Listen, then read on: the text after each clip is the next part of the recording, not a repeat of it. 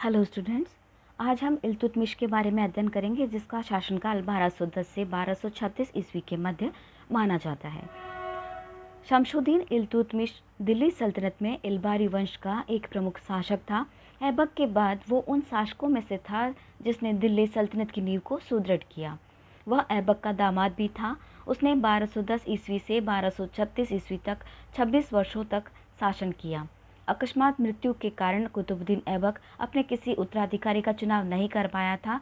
अतः लाहौर के तुर्क अधिकारियों ने कुतुबुद्दीन ऐबक के विवादित पुत्र आराम शाह को लाहौर की गद्दी पर बिठाया, परंतु दिल्ली के तुर्क सरदारों एवं नागरिकों के विरोध के फलस्वरूप इल्तुतमिश, जो कि ऐबक का दामाद था, बदायूं का सूबेदार था, उसे दिल्ली आमंत्रित कर राज्य सिंहासन पर बिठाया गया। आराम शाह और इल्तुतमिश के मध्य दिल्ली के निकट जड़ नामक स्थान पर संघर्ष हुआ, जिसमें आराम शाह को बंदी बनाकर उसकी हत्या कर दी गई थी। इस तरह ऐबक वंश के बाद इल्बारी वंश के शासन का प्रारंभ हुआ। इल्तुतमिश का अर्थ है साम्राज्य का रक्षक। इल्तुतमिश का चरित्र। इल्तुतमिश एक महान वीर तथा साहसी सेनानायक था। ऐबक द्वारा स्थापित साम्राज्य उसकी मृत्यु के बाद छिन्न भिन्न हो गया था, परंतु उसे इल्तुतमिश ने अपनी योग्यता से पुनः स्थापित करके सुदृढ़ बनाया। उसने ऐबक के अधूरे कार्यों को पूरा किया और भारत में शक्तिशाली तुर्क साम्राज्य की स्थापना की। वह एक सफल विजेता ही नहीं, वरन एक कुशल व योग्य सैनिक और प्रशासक भी था। उसने अपनी प्रतिष्ठा को सर्वोपरि रखने के लिए 40 गुलामों के दल का निर्माण किया था। इससे न केवल उसकी प्रतिष्ठा में वृद्धि हुई, बल्कि उसके विरोधी अमीरों के पतन में भी मदद मिली। उसने योग्य व्यक्तियों को प्रशासन में नियुक्त किया। उसे स्थापत्य कला से भी बहुत लगाव था। वह गुलाम बादशाहों में सर्वाधिक महान था। वह योग्य शासक ही नहीं, विद्यानुरागी और कला प्रेमी भी था। उसके समय में दिल्ली मुस्लिम सभ्यता का प्रधान केंद्र बन गई थी। एक कुशल राजनीतिक तथा योग्य सेनापति।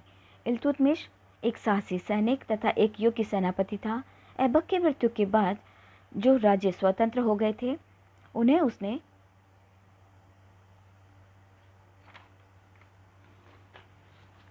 पुनः अपनी योग्यता से अपने अधीन किया। उसने अनेक महत्वपूर्ण स्थानों को जीता तथा हिंदुओं के साथ कठोर व्यवहार करके उनको आगे बढ़ने से रोका। उसने अपनी योग्यता से मंगोलों के आक्रमण को भी रोका। योग्य शासन।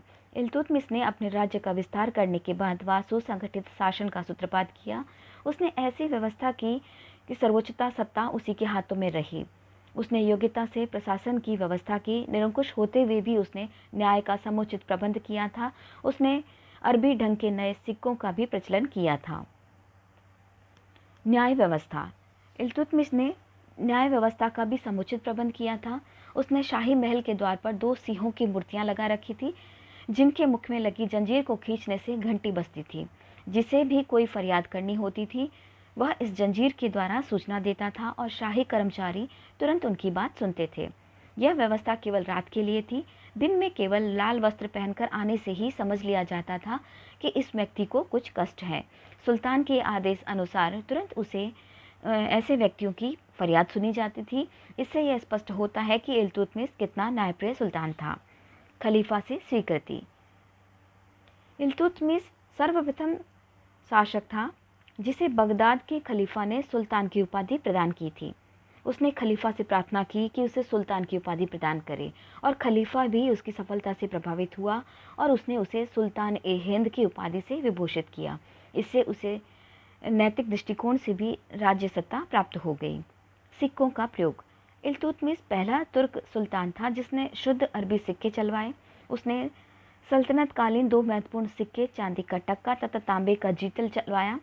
उसने सिक्कों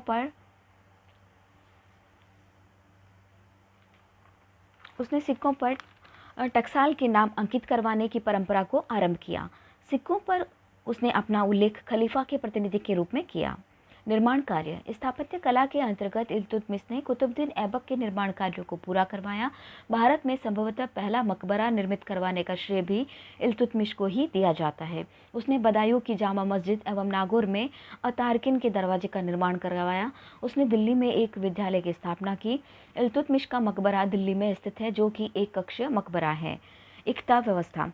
इक्ता एक अरबी शब्द है। मोहम्मद गौरी की विजय के पश्चात उत्तर भारत में इक्ता व्यवस्था स्थापित हुई। प्रारंभ में इस प्रथा के अंतर्गत भूमि के विशेष भाग के राजस्व का अधिकार सैनिकों को उनके वेतन के बदले में दिया जाता था। एकता भूमि का वह विशेष भाग था जो सैनिक तथा सैनिक अधिकारियों को बांटा जाता था। वे उस भूखंड के मालिक तो नहीं थे, वरन उन्हें सिर्फ लगान वसूल करने का अधिकार था। लगान वसूल कर निजी वेतन प्राप्त करने के साथ साथ सेना का काम चलाते थे तथा जरूरत पड़ने पर सुल्तान को सैनिक सहायता भी प्रदान करते थे। इल्तुतमिश ही पहला सुल्तान था जिसने भारत में सामंती प्रथा को खत्म करके दूर दराज के क्षेत्रों को केंद्र से जोड़ने के लिए एकता प्रणाली की शुरुआत की थी। इल्तुतमिश ने 26 वर्ष तक शासन कर दिल्ली सल्तनत के लिए अनेक महत्वपूर्ण कार्य किए। विरोधी एवं प्रांतीय मुसलमान सरदारों को परास्त करके उसने सल्तनत को राजनीतिक एकता प्रदान की और अपनी दूरदर्शी नीति के कारण मंगोलों के आक्रमणों से भी सल्तनत को सुरक्षित रखा।